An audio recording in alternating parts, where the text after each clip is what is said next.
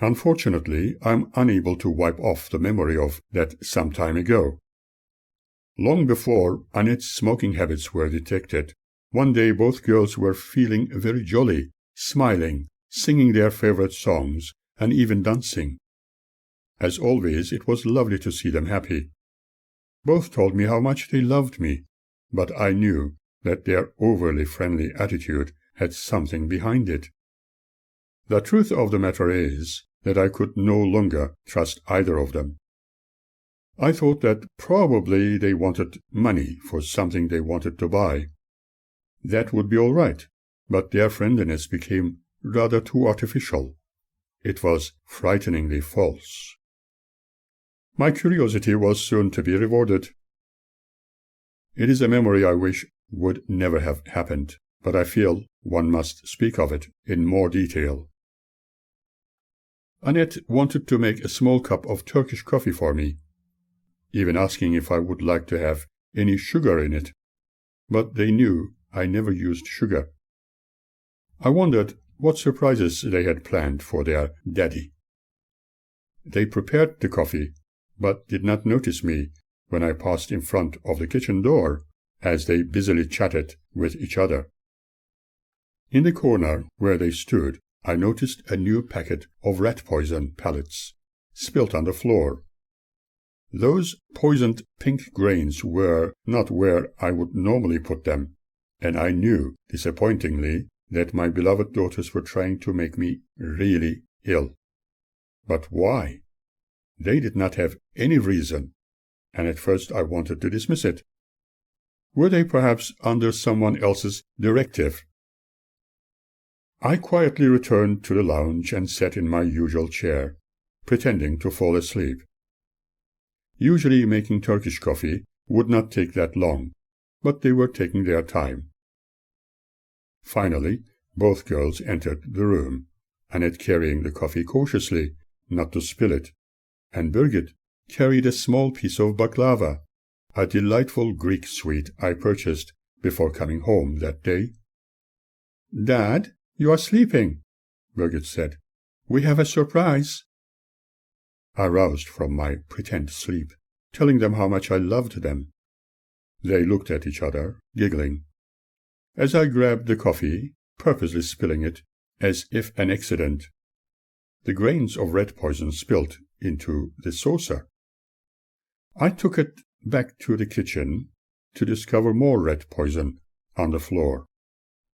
After washing the cup and saucer, I came back to the lounge and pretended that I had noticed nothing. Annette went back to the kitchen and made another cup of coffee, and brought it back before they said good night, and went to their room. Since she once had the tendency of considering disinfectant liquids as if they were soft drinks, did she consider those pellets as colored sugar? They were certainly very insistent for me to drink their special coffee. After this incident, I never again consumed anything Annette prepared. I washed and tidied everything up after them, and in the morning I said nothing as I prepared their breakfast. But why had they tried something like that? I could not imagine that their mother would suggest anything of this nature, and my conclusion was that they were under the influence of one of their school friends. In my mind I asked again and again why they ever contemplated doing something harmful to anybody, let alone their father. Was it a game or innocent joke? I was not sure whether Birgit was entirely knowledgeable about what her sister intended to do.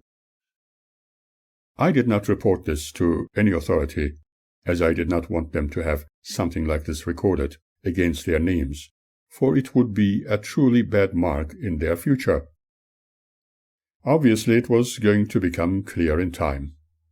When I tried to understand why they even thought of hurting me, it made no sense. What would anyone gain if I was harmed? Was my beloved daughter acting like this to please her faithful mother, the Jehovah's Witness, considering me as evil number one? I was devastated and regretted having become their father in the first place. I felt lost, indeed abandoned in a very ugly place, and being punished for some unknown reason. I sincerely believe that Annette knew precisely what would happen if I drank the coffee both sisters so lovingly prepared. As I sat down with an almost empty cup, pretending to have enjoyed the last drops of it, I told Annette in the morning what a lovely coffee it was, and asked if she could make some more of it. She was more than willing to do so, probably with her specifically chosen ingredients. I asked her to at least share at a small mouthful. She giggled and said it was only for me, a special treat. How sad it was that these children I loved and cared for so much, perhaps under peer pressure, were eager to destroy what was left of me. What had happened to love of one's family and life? Then again I felt that Birgit probably had no real understanding what the other planned. Could it perhaps have been one of her many boyfriends suggesting that she do something like that? If the incident had occurred much later, I would probably have asked if it was because I had stopped them having a sex party with these boys, even taking drugs to make their fun time worthwhile. During those days when she was sexually active with boys, most certainly under peer pressure, I felt like an unwanted guest or intruder in my own home. She told me I should go somewhere else for the night, and all other nights when she wanted to entertain her boyfriends. Drugs and alcohol commonly used in those days by teenagers still remains one of the social ills of today's society. I knew Annette was very frustrated and extremely angry towards me. Her behavior told me a story no parent would feel comfortable with. Even some newspaper cuttings containing her handiwork on other people's photographs, with her desires expressed in thought bubbles, told me more than I needed to know. They were extremely pornographic in nature, and she was obviously looking at me as a hindrance to her wishes. Therefore, in her short-sightedness, she saw it fit to get rid of me. She was adapting some of her school friends' behavior and leading a very sexually active lifestyle, which I was never meant to know about. This was happening while I was experiencing my own health problems and felt I had no one to turn to. I was truly alone. After developing yet another inflammation with my plumbing system and could not pass water, doctors advised that it was probably a genetic condition. I had yet another catheter fitted with a bag. The specialist thought my condition could lead to cancer, making me feel even more devastated, in addition to all the ugly times I was enduring. I never spoke about it to my children, and they constantly kept treating me as they saw fit, yet I was determined to overcome any health-related concerns. I was going to lead a healthy lifestyle for a very long time, just to prove that I could overcome life's challenges. It seemed I was being cursed through constant prayer sessions and thoughts directed at me from those who could only hate. However, I do not follow superstitions of any kind. Being very determined and easily forgiving, I never believed in adding more to the ugliness we face every day of our lives. For a while I had to contend with my health and intermittently increasing anxiety levels. Understandably, after my daughter's attempts to hurt me, I experienced higher levels of stress and depression. Even now, years later, whenever I think of those days, I feel extremely sad. On several occasions I tried to talk to Magda about our daughters, but all I got from her in answer to my plea was total silence, or words spoken only into the air. Well, you are the father, and you have their custody, so you deal with it. I pondered about it a little while, and felt like telling her, but refrained. Thank you, dear Magda, for everything you said and have done. You are being truly appreciated. You are a star. Thank you forever. I'm sure that your God will reward you accordingly, same as with our loving daughters. I did not think that the situation was going to remain like this for much longer, and one could expect more excitements from then on. Perhaps even more devastating and extremely negative experiences. With the current trends at hand, one could expect more family court hearings. I was granted a very small single parent's allowance for a short period of time, for the girls were about at that age when no assistance would be applicable. However, every cent received went purely on the welfare and health needs of my daughters. Long before my daughters' newly developed trends, there was a time when I was only custodian to Annette, when Birgit and Claude were to stay with their supposedly caring mother. Access arrangements were still the same, but when the girls reached a certain age, they could choose either parent to stay with, but after Magda left that final time, they both chose to live with their father happily, contrary to the wishes of Jehovah's Witnesses.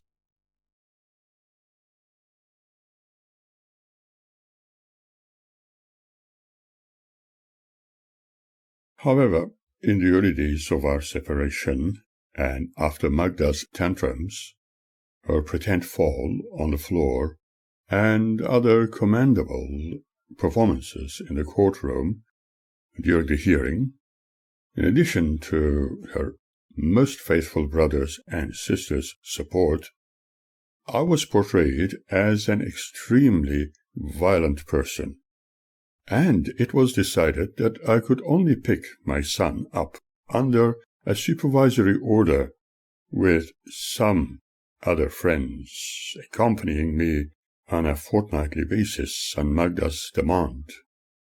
I felt shattered at being accused of being a roughneck, but hopefully at least being able to see my son for short periods of time, I could endure it.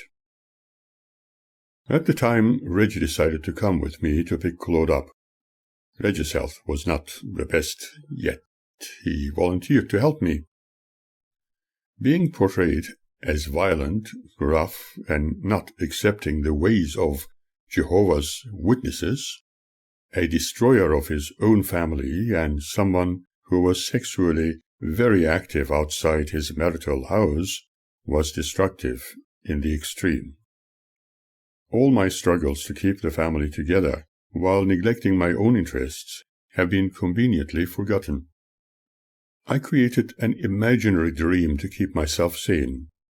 In it I thought that at least our daughters were having a good time with their mother, who was a member of a group of people who separated themselves from the world, bent with their belief in yet another man-made myth, wherein it was declared that the world was scheduled to end, and only the faithful to their God would survive Armageddon. On the other hand, what Claude was actually subjected to on a daily basis was the saddest situation. What would become of him? What kind of person would he develop into? Some of these considerations were frightening. While living in Elwood, long before the unusual trends my daughters presented, they were enjoying a life which Magda found to be unacceptable in her eyes.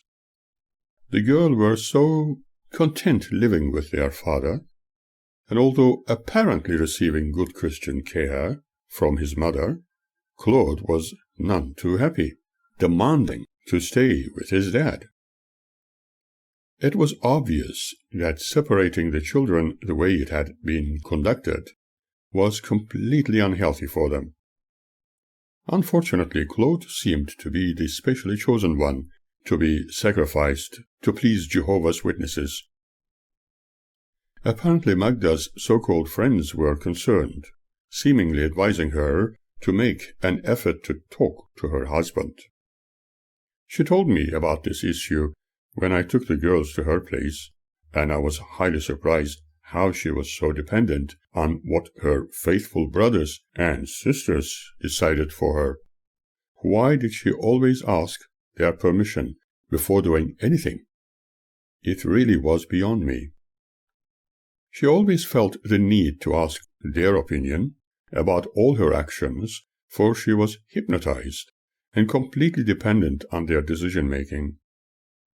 When I visited her, she offered me tea and talked to me after all those years of separation to see if there was any hope for us to get back together. About that time, I had a very small hernia operation due to an unexpected accident, and was advised that another was likely to develop. However, I preferred not to tell anything about my health to her, knowing she would ignore it. Then she started once again to question me about that other girl or the other women, and asked me if I still had relationships with them. But I insisted that we just talk about the welfare of our children instead, and left the children with her for the legally designated access period. Later she brought them to my place and unusually asked for a cup of tea. We spoke about how to live healthily and the current weather condition. Suddenly she exclaimed, "You are really a changed man." And I told her I was always the same person, and maybe she was starting to see the real me. Yet another memory creeps in from a while ago. During the days of temporarily sharing my home with Magda, which after a lengthy discussion I suggested trying for a month, Annette was particularly very angry with me, threatening that she would hate me if I allowed her mother to stay with us.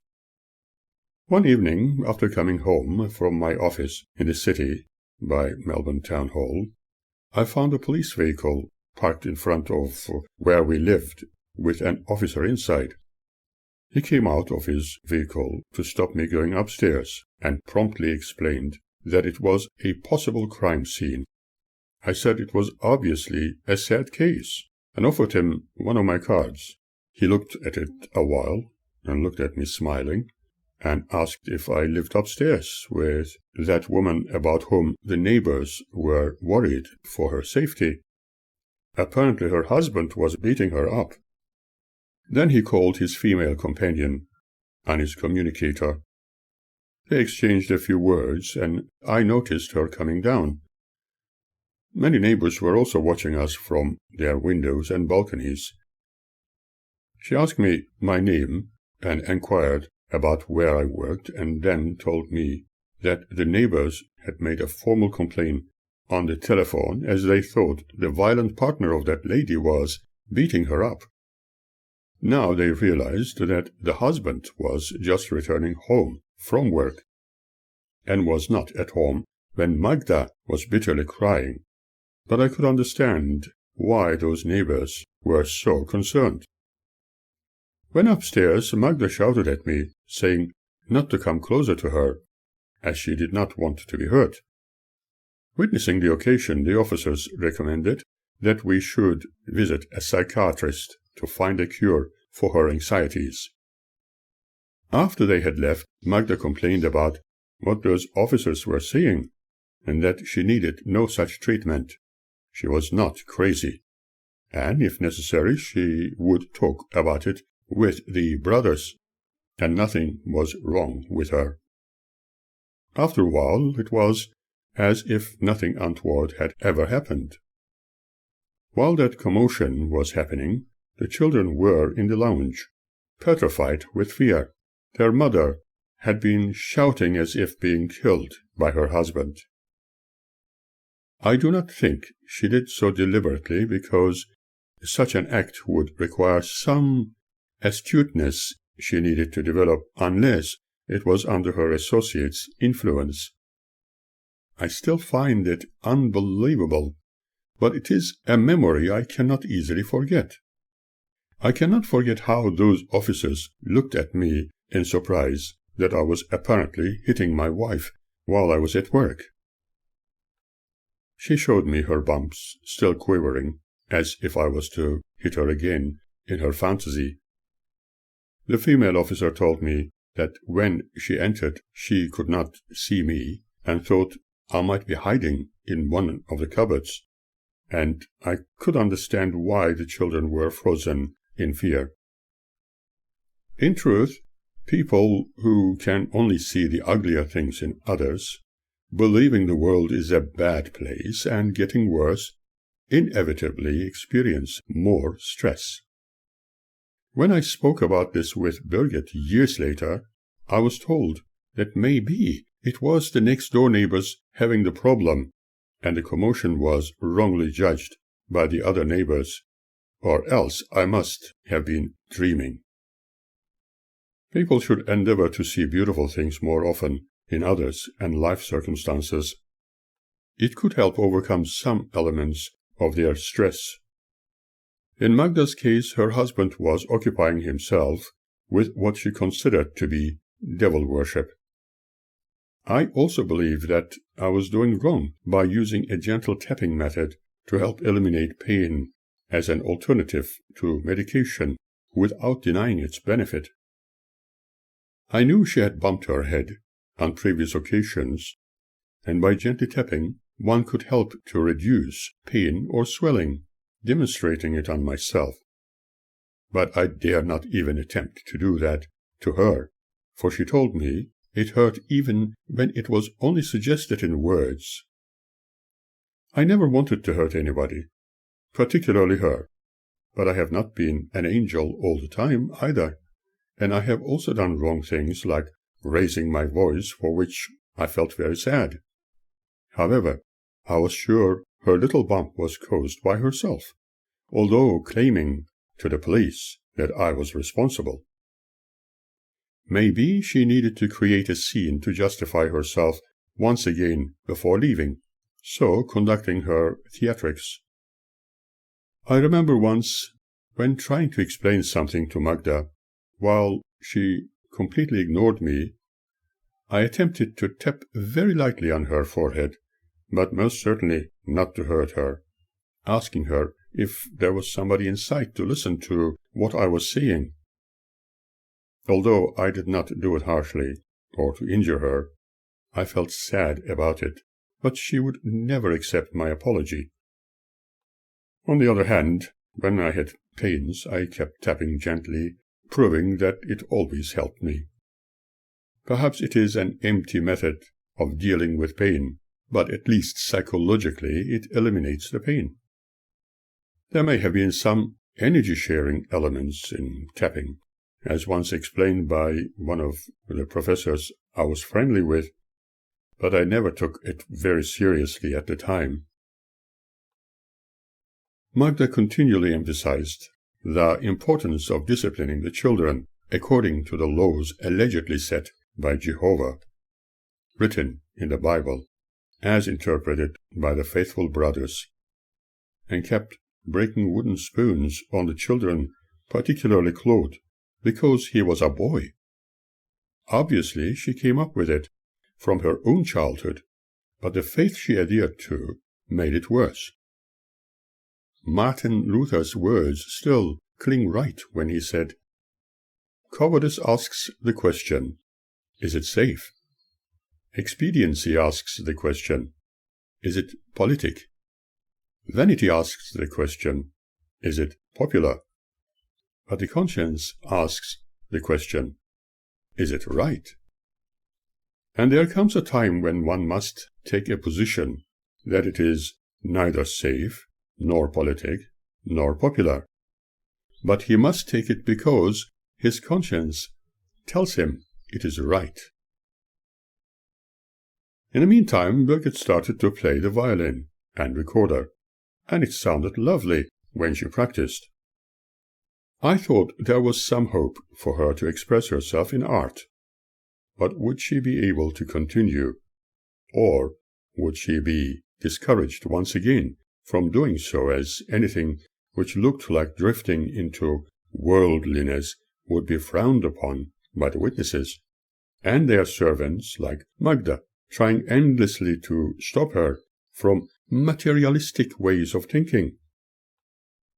Later I heard that Claude had shown an interest in ballet, but for how long his interest would be supported was a mystery. Now that the witnesses had achieved their objectives through Magda, one wondered what else they had up their sleeve. I was persistently portrayed by them as an evil man who only told lies, for I was worldly. For Magda, I was an evildoer, because I was not in their faith. As far as the children were concerned, their mummy always knew best, and she could only tell the truth, because she was a faithful Jehovah's Witness. Even if she spoke untruths, she would still be right, because she belonged to the chosen. The children were so conditioned that they could only expect wicked things from their father, and could never trust him. One wonders what a normal-thinking person, who is not enslaved to the witnesses, would be like in the face of such an ordeal. What sort of conscience would their mother have after what she was conducted into doing to her family and her children's father? How could one live with that? Maybe she was causing much harm unawares, even destroying a life which was not hers. Could she at all have the sense of feeling anything? Hopefully, she would grow her love as she believed.